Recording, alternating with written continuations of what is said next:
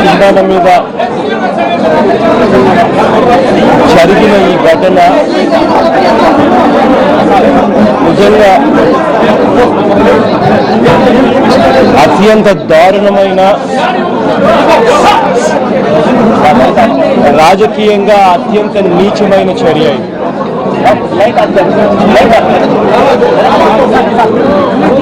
ఒక వ్యక్తిని, ఒక ఎక్స్ ఎంపీ 30 సంవత్సరాల సుదీర్ఘ రాజకీయ చరిత్ర కలిగిన, సౌమ్యుడిగా పేరు పొందిన ఒక ఎక్స్ ఎంపీని అతి కిరాతకంగా ఇంట్లోకి చొరబడి,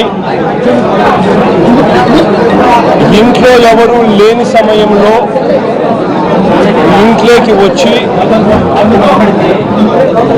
గొడ్డలి తీసుకొని నరికి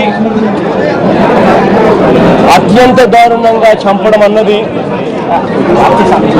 ఇంతకన్నా దారుణమైన విషయం ఎక్కడా ఉండదు. ఆయన వయసు చూసినా, ఆయన రెప్యుటేషన్ చూసినా, ఆయనంతటి సౌమ్యుడు ఎవరూ లేరు అన్న మాట ప్రతి నోట వినిపిస్తుంది. బాధ ఎక్కడ అనిపిస్తుంది అని అంటే, ఇన్సిడెంట్ ఇంత తీవ్రంగా జరిగితే దర్యాప్తు చేస్తా ఉన్న తీరును చూస్తే బాధ అనిపిస్తుంది. దర్యాప్తులో నుంచి ఒక లెటర్ చూపించారు. ఆయన చనిపోతూ ఆ లెటర్ రాశాడు అని చెప్పి ఆ లెటర్లో ఒక డ్రైవర్ పేరు పెట్టి ఒక లెటర్ చనిపోతూ రాశాడు అని చెప్పి పోలీస్ అధికారులు లెటర్ కూడా చూపించారు. నేను అడుగుతా ఉన్నాను ఒకటే, ఇదే పోలీస్ అధికారులను, ఇదే రాష్ట్ర ప్రభుత్వాన్ని అడుగుతా ఉన్నా, ఇదే చంద్రబాబు నాయుడు గారి ప్రభుత్వాన్ని అడుగుతా ఉన్నా. మీరంతటి మీరే అంటున్నారు, చిన్నానను బెడ్రూమ్లో బెడ్ పక్కన గొడ్డలితో నరకడం జరిగింది. జరిగిన తర్వాత తల మీదే దాదాపుగా 5 సార్లు గొడ్డలతో నరికారు. నరికిన తర్వాత తాను బాత్రూంలో రక్తం కక్కుకొని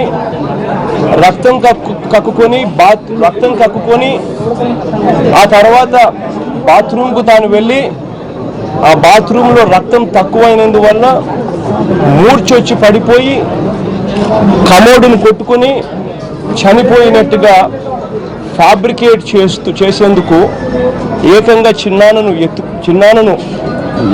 ఎత్తుకొని, అంటే దాని అర్థం ఏంటి అని అంటే, ఒకరు కాదు మల్టిపుల్ పీపుల్ ఉన్నారు, ఎత్తుకొని పోయి బెడ్రూమ్ నుంచి, బెడ్ పక్కన నుంచి బాత్రూమ్ దాకా తీసుకుపోయారు. బాత్రూంలో కమోడుకు రక్తం పూసినారు, కమోడు మీద రక్తం పూసినారు. అంటే కమోడుకు తాను కొట్టుకొని, అంటే తనకు గిడినెస్ వచ్చి, తను మూర్చొచ్చి గిడినెస్ వచ్చి కమోడుకు తాను కొట్టుకొని కింద పడి వెనకాల కూడా దెబ్బ తగిలి చనిపోయినట్టుగా చిత్రీకరించే కార్యక్రమం జరిగింది. మరి నేను అడుగుతా ఉన్నాను, ఇంత పకడ్బందీగా ఇక్కడ బెడ్రూమ్లో బెడ్ పక్కన అటాక్ చేసి మళ్ళీ అదే మనిషిని ఎత్తుకొని పోయి మళ్ళీ బాత్రూంలో మళ్ళీ యాక్ట్ని ఎనాక్ట్ చేసి మళ్ళీ అక్కడ కమోడ్ మీద రక్తాన్ని కూడా చూపిస్తూ అక్కడ స్పృహ తప్పి పడిపోయే క్రమంలో తాను చనిపోయినాడు అని ఫ్యాబ్రికేట్ చేస్తూ ఉన్నప్పుడు, ఈ చిన్నాన how can he write a letter? అంటే దాని అర్థం ఏంది? వాళ్ళ సమక్షంలో తాను లెటర్ రాస్తాడా? తన సమక్షంలో వాళ్ళు రక్తంతో కూడిన లెటర్ రాయగలుగుతాడా? వాళ్ళ సమక్షంలో తాను లెటర్ చంపించే హంతకుల సమక్షంలో తాను లెటర్ రాస్తూ ఉంటే ఆ హంతకులు చూస్తూ ఊరుకుంటారా? దాని అర్థం ఆ లెటర్ కూడా ఫ్యాబ్రికేటెడ్ లెటర్ అని. ఒక లెటర్ కూడా ఫ్యాబ్రికేట్ చేసి డ్రైవర్ మీద నేరాన్ని నెపం నెడుతూ ఒక డ్రైవర్ మీద లెటర్ కూడా ఫ్యాబ్రికేట్ చేసి పోలీసులు చూపిస్తా ఉన్నారు అని అంటే నిజంగా ఈ టోటల్ వ్యవహారం అంతా కాన్స్పిరసీ థియరీ నుంచి పక్కకు పోయి ఒక ఎంపీని అన్యాయంగా చంపినారు అన్న పరిస్థితి నుంచి పక్కకు పోయి ఒక సౌమ్యుని అన్యాయంగా చంపినారు అన్న అంశం మీద నుంచి పక్కకు పోయి టోటల్గా వేరే పద్ధతిలోకి తీసుకొని పోయే కార్యక్రమం దగ్గరుండి జరుగుతూ ఉంది ఇక్కడ. నేను అందుకనే గట్టిగా డిమాండ్ చేస్తూ ఉన్నాము, వీ వాంట్ సిబిఐ ఎంక్వైరీ. ఈ రాష్ట్ర ప్రభుత్వం మీద మాకు అస్సలు నమ్మకమే లేదు. నేను పోలీస్ అధికారులతో డిఐజీతోనూ ఎస్పీతోనూ మాట్లాడుతూ ఉండగానే అదే ఎస్పీకి నా కళ్ళ ముందరనే 2-3 సార్లు అడిషనల్ డీజీపీ ఇంటెలిజెన్స్ దగ్గర నుంచి ఫోన్లు కనపడతా ఉంది.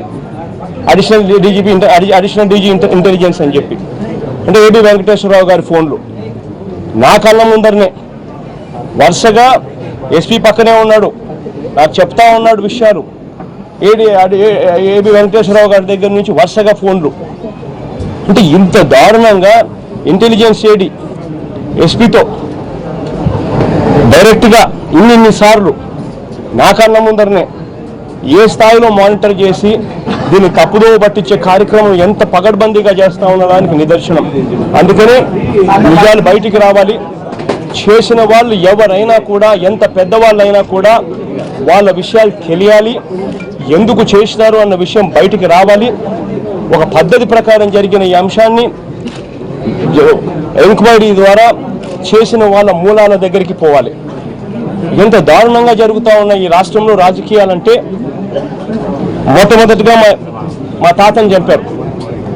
ఆ రోజుల్లో నాన్నగారిని తిరగకుండా చేయడం కోసమని చెప్పి కట్టడి చేయాలి అన్న ఆలోచనతో ఆ రోజుల్లో మా గ్రాండ్ ఫాదర్ అబ్బని చంపారు. అబ్బని చంపితే నాన్న ఎక్కడికి పోలేడు, కడపకి కన్ఫైన్ అయిపోతాడు అని చెప్పి ప్రతిపక్ష నాయకుడిగా నానున్నప్పుడు ఆ రోజు అబ్బని చంపారు.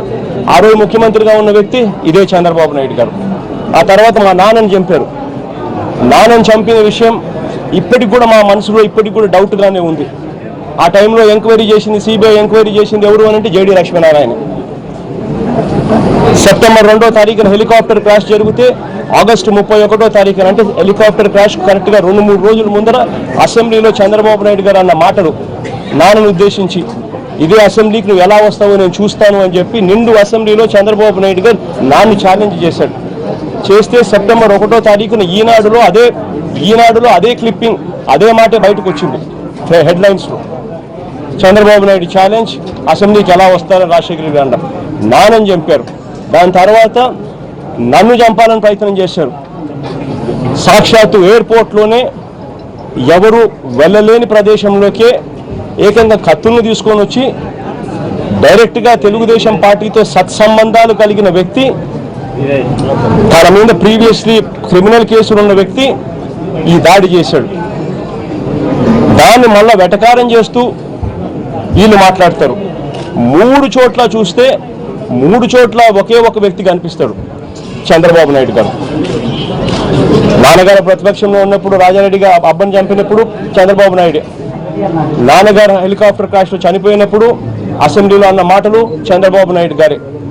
నా మీద దాడి జరిగినప్పుడు చంద్రబాబు నాయుడు గారే ముఖ్యమంత్రిగా ఉన్న వ్యక్తి.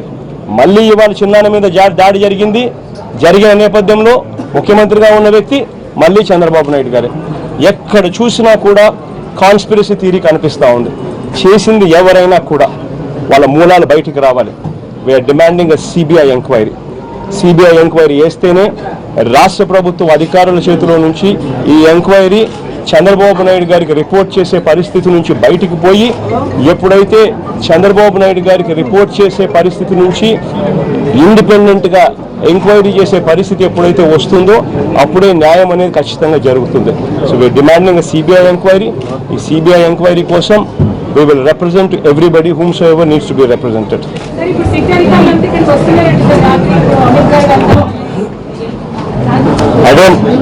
అదే మా సిట్ వేసింది ఎవరమ్మా? సిట్ వేసింది చంద్రబాబు నాయుడు గారని మీరే చెప్తా ఉన్నారు. ఎలా ఉంది అని అంటే, దొంగతనం చేసిన వాళ్ళే దొంగ అని అంటారు, మర్డర్ హత్య చేసిన వాళ్ళే వేరే వాళ్ళని హంతకుడు అనే పరిస్థితిలోకి వ్యవస్థ దిగజారిపోయి వాళ్ళే చేయిస్తారు, వాళ్ళే ఎంక్వైరీ కోసం సిట్టేస్తారు, వాళ్ళ పోలీసు అధికారులు ఇక్కడికి వచ్చి ఎంక్వైరీలు చేస్తారు. ఏ రకంగా న్యాయం జరుగుతుందమ్మా? న్యాయం జరగాలి అని అంటే చంద్రబాబు నాయుడు గారి చేతుల్లో, చంద్రబాబు నాయుడు గారికి రిపోర్ట్ చెయ్యని వ్యవస్థతో ఎంక్వైరీ చేయాలి, అప్పుడే న్యాయం జరుగుతుంది. థర్డ్ పార్టీతో ఎంక్వైరీ చేయించాలి, అప్పుడే న్యాయం జరుగుతుంది. ఇది జరగనంత వరకు ఎలా న్యాయం జరుగుతుందమ్మా?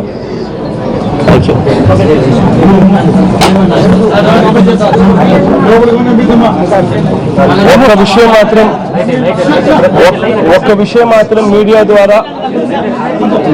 ద్వారా రాష్ట్ర వ్యాప్తంగా ఉన్న వైఎస్ఆర్ కాంగ్రెస్ పార్టీ అభిమానులందరికీ ఒక విషయం మాత్రం మీడియా ద్వారా నేను తెలియజెప్పాలనుకుంటా ఉన్నాను. దయచేసి మనకు దేవుడు ఉన్నాడు, దేవుడు మీద నాకు నమ్మకం ఉంది. ఖచ్చితంగా అన్యాయం చేసిన వాళ్ళకి దేవుడు ఖచ్చితంగా మొట్టికాయలు వేస్తాడు, నాకు ఆ నమ్మకం ఉంది. దయచేసి ఈ ఇన్సిడెంట్ ద్వారా రెచ్చిపోయి ఎటువంటి కార్యక్రమాలు దయచేసి చేయొద్దండి అని చెప్పి మనస్ఫూర్తిగా రిక్వెస్ట్ చేస్తా ఉన్నాను. ఈ వీడియో కనుక మీకు నచ్చినట్లయితే లైక్ చేయండి, షేర్ చేయండి. ఇలాంటి లేటెస్ట్ వీడియోస్ కోసం మా ఛానల్ని సబ్స్క్రైబ్ చేసుకోండి.